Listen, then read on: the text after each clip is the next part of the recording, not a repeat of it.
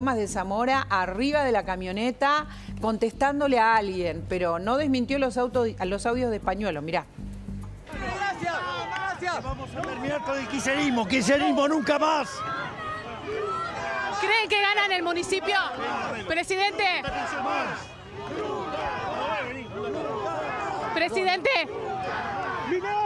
Presidente, ¿ganan el municipio? Presidente, ¿ganan el municipio? ¿Ganan el municipio?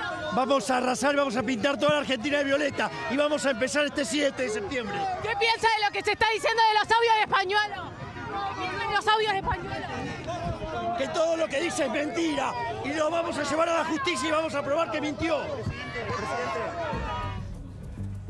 Voy a sumar, antes de hablar de los audios, a Lara y a Raúl, a Lara Goiburu de Management and Fit y a Raúl Timerman con sus investigaciones sobre lo que está pasando con esta cuestión. En principio, les digo a los dos, que me parece lo más importante, ya no se discute que los audios sean de Españuelo. El mismo presidente está hablando de los audios de Españuelo. Esto ya es una cuestión y que también nuestro técnico lo tiene que tener en cuenta. Se está hablando de los audios de Españuelo y no de inteligencia artificial, ¿no? Sí. Sí, y el 94%, casi el 95% de los argentinos, que es lo que relevamos en estos últimos días, sabe de qué estamos hablando, conoce el caso, escuchó hablar, se informó, por algún lado le llegó el tema de los audios. ¿Qué porcentaje dijiste? El 94.5% ha escuchado, ha hablado. O sea, el país. Informó. El país. ¿El país está al tanto de este escándalo, Raúl? ¿Me preguntás a mí? Sí, a vos. Vos sos Raúl. Bueno. Te hablo desde acá. Sí, el país está al tanto de este escándalo y... Está entrando Milei, espérame, perdón, te interrumpo, sí. Raúl. Discúlpame. ¿Está entrando Milei? ¿Está Diego ahí? Sí, María Laura, acaba de ingresar Javier Milei, el presidente que llegó con esta comitiva, por supuesto, con esta caravana de camionetas, ingresó. Vino por Callao, lo hizo por Posadas aquí al 1586 y acaba de ingresar entonces para el almuerzo con empresarios de diferentes sectores, como bien lo mencionaban recién, del CICIP, del Consejo Interamericano del Comercio y la Producción, siendo las 12:19, ingresó el presidente Javier Milei al Hotel Alvear. Bueno, muy bien. Vamos a escucharlo en la medida de lo posible. Les preguntaba a los dos, a Lara y a Raúl, ¿el país sabe de qué se trata? ¿En tu caso también con los estudios que hiciste? Sí, no solo el país sabe de qué se trata, sino que el impacto tremendo que esto tiene en la opinión pública, tanto sobre la aprobación o desaprobación de la gestión de gobierno, sobre la imagen de Javier Milei, tiene que ver con el escenario en que se da. Sí. Este escenario se crea en el mes de febrero con el caso Libra, donde por primera vez la corrupción pasa a ser el principal problema del país. Sí. Hace 7 meses que la corrupción para el electorado es el principal problema del país. Y en esa circunstancia se da este hecho que es identificado por más del 60% del electorado como un hecho de corrupción. ¿Tenés los mismos datos o parecidos? Parecidos. Para nosotras la corrupción este mes pasó a ser, ya el mes pasado pasó en segundo lugar, este mes teníamos más la inflación, pero sí, y ahí coincido con él, el 73% dice que es algo grave o muy grave. Y el 60% considera que esto puede haber sucedido, digo, y esto también habla de nosotros como sociedad. Cuando nos hablan de un caso de corrupción, bueno, medio que nadie duda que probablemente haya sucedido. A ver si podemos ir poniendo las placas que nos muestran claramente qué pasa con esto que está pasando y podemos ir viendo también simultáneamente lo que pasa en el Hotel Alvear, por favor. A ver, ¿qué pasa con estas coimas? Fíjense, esto es lo que nos acerca a Management and Fit y es el principal responsable, ¿no? Es muy fuerte porque si sumás la gestión de gobierno y Karina Milei, pasás el 50%. Exacto, exacto. Contrario quizás a lo que fue en aquel momento Libra, cuando medimos, donde toda la asignación de responsabilidad estaba sobre el presidente de la Nación y no sobre toda la gestión o sobre su entorno. En este caso se habla de algo que está en lo que la responsabilidad es de toda la cúpula del gobierno nacional, del Poder Ejecutivo Nacional. Y después un pequeño porcentaje habla de esto que el gobierno intentó instalar, de que son grupos opositores. Acá se habla claramente de que la responsabilidad de un caso que se considera veraz, que la ciudadanía considera que esto puede haber sucedido, es de la gestión nacional. Es muy fuerte esto, y también es fuerte la otra placa que les vamos a mostrar ahora de Management and Fit sobre la veracidad de los hechos. Veracidad de los hechos, fíjense, es verdad y hay un entramado de corrupción en la gestión, dice el 52.9%.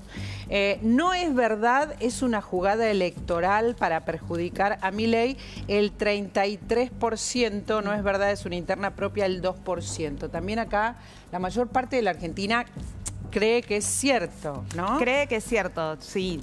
Aún cuando todavía la justicia no se expidió, aún cuando todavía se están investigando los audios, bueno, hay un porcentaje muy importante de la población que cree que estos datos, que esto de lo que se habla es cierto, y en este sentido decía, bueno, tiene mucho que ver con la historia de la Argentina, ¿no? Ya nadie duda, si hay una sospecha de corrupción, los argentinos y las argentinas ya decimos que es cierto, que es verdad, no se duda mucho sobre estos casos, y eso habla de nosotros como sociedad. Pero ahora vamos a ver lo que nos acerca Raúl Timerman y su encuestadora, que es qué es lo que piensa la gente sobre el caso Españolo, para que vean que todas las consultoras están dando más o menos los mismos números. Hay mucha expectativa sobre este caso, mucha expectativa, mucho interés, todos están informados. Y fíjense en esta placa que lo que está contando Raúl, la gente le dijo que el 62,5% son audios que reflejan hechos graves de corrupción. Así es, este es un trabajo que hizo Sheila Wilker entre el viernes pasado y el martes a la noche, y que lo presentamos ayer en La Sastrería junto con otros trabajos a un grupo de periodistas, del cual salió la nota de Maya Jastreblanqui hoy en La Nación, que ha tenido tanta repercusión. Efectivamente, este caso de corrupción pega más que otros casos de corrupción. ¿Por qué? Porque este caso de corrupción se da en una circunstancia donde a los más necesitados, a los discapacitados, a los jubilados, se les quita, se les dice no hay plata, no hay medicamentos, no hay ayuda.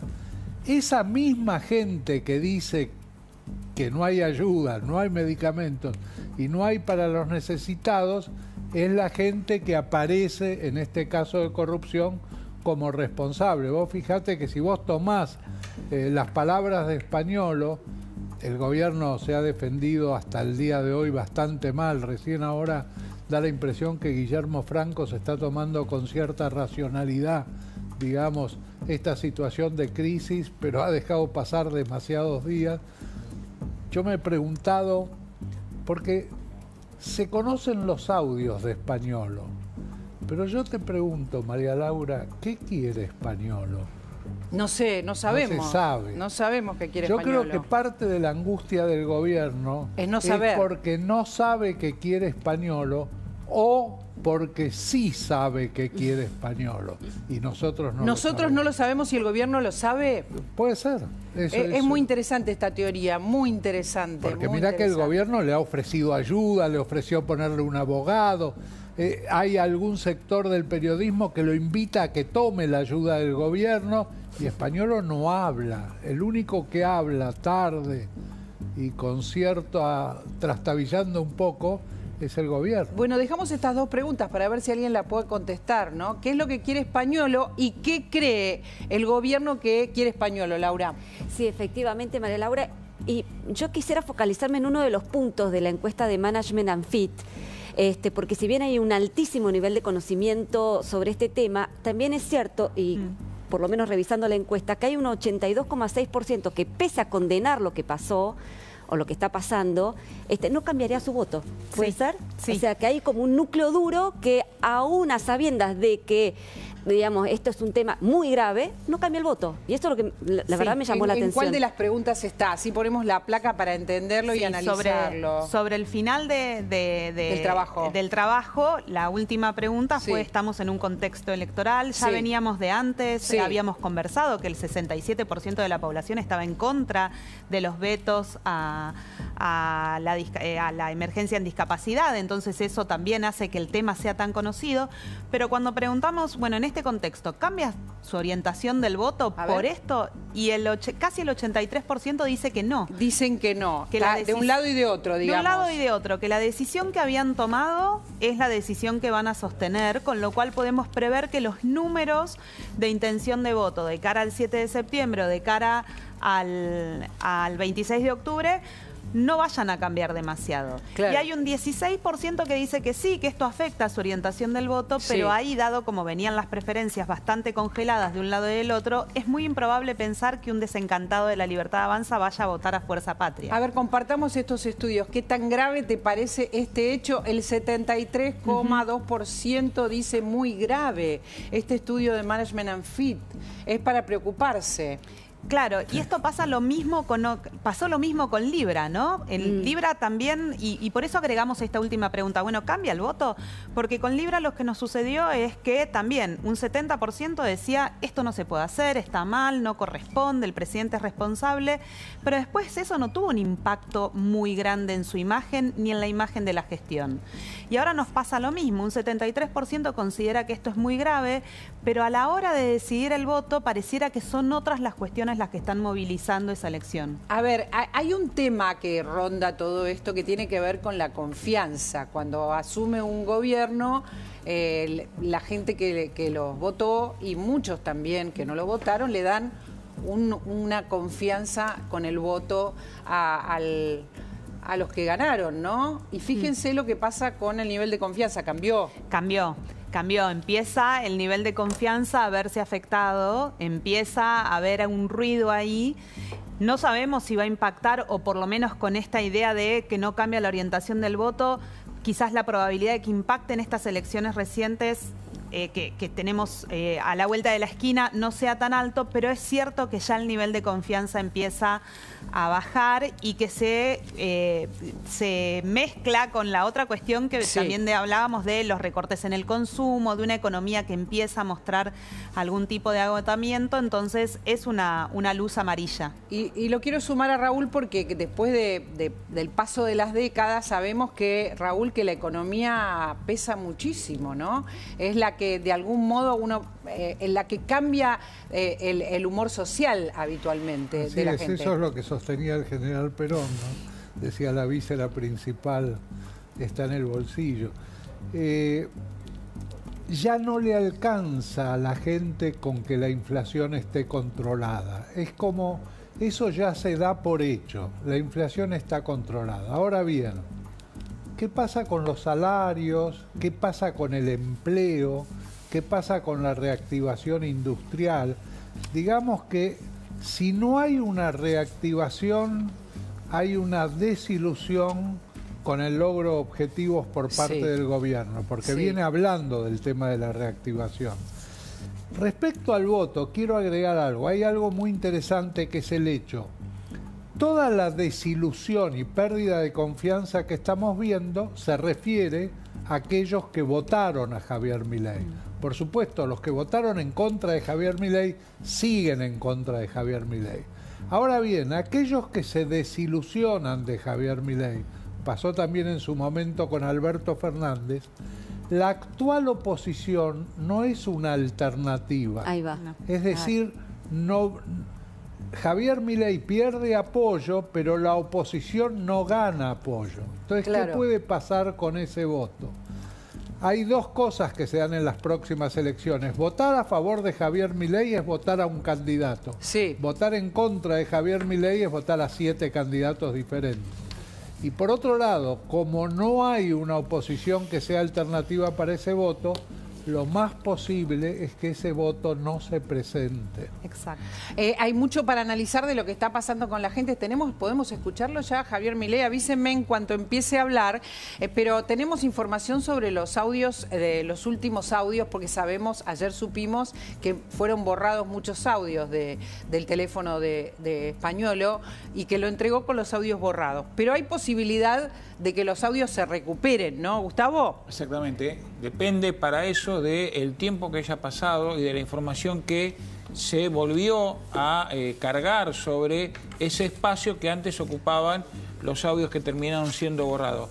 Lo que dicen los técnicos es que hay una alta posibilidad, pero no te lo pueden asegurar 100% sobre que se puedan recuperar esos audios, no solamente audios, sino también hablamos de todo tipo de información, mensajes, fotos, cualquier tipo de imágenes que se haya intercambiado. Muy bien, el gobierno no discute que los audios son reales. Tenemos la suerte de tener aquí con nosotros a Luis Lubeck, que nos estuvo esperando y que es especialista en ciberseguridad. Ya no se discute. Resulta que el fiscal los empieza a analizar, los encuentra borrados. Luis, ¿qué tiene que hacer? ¿Qué puede hacer? ¿Qué es lo que perdió y qué es lo que sí puede recuperar?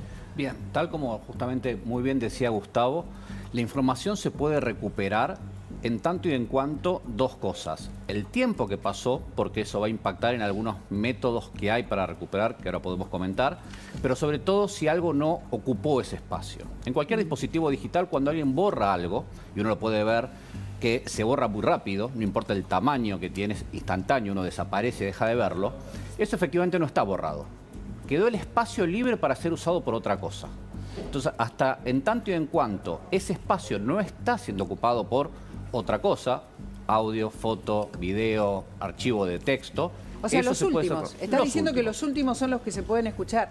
¿Son los que se pueden escuchar primero o son los únicos que se pueden escuchar? No, y después hay otra parte que también tiene que ver con cómo trabajan los backups en los teléfonos, por ejemplo, si hablamos de WhatsApp. ¿No a qué? ¿Son los últimos nomás que va a recuperar el fiscal? No, porque puede recuperar más todavía. Porque justamente herramientas como WhatsApp, por ejemplo, hace backups periódicos y no va pisando necesariamente el último. Por ejemplo, en algunos casos guarda toda una semana, un día atrás del otro. Entonces, como también se mencionaba, según el tiempo que pasaron de ciertas cosas, no importa que yo en mi conversación de hoy no tenga algo, en esos backups de mensajes se ha guardado igual. Hay casos en que no, digamos, no sabemos si Spagnuolo conocía de tecnología o tenía un asesor que le decía esto, borralo con una... ¿Hay casos en que pueden desaparecer del todo? Sí, por supuesto hay casos que si ese espacio fue sobrescrito o se usaron herramientas que se llaman de borrado seguro, prácticamente imposible recuperarlas. ¿Herramientas de borrado seguro que tiene cualquiera o tiene que alguien con conocimiento de la cuestión tecnológica borrarlo?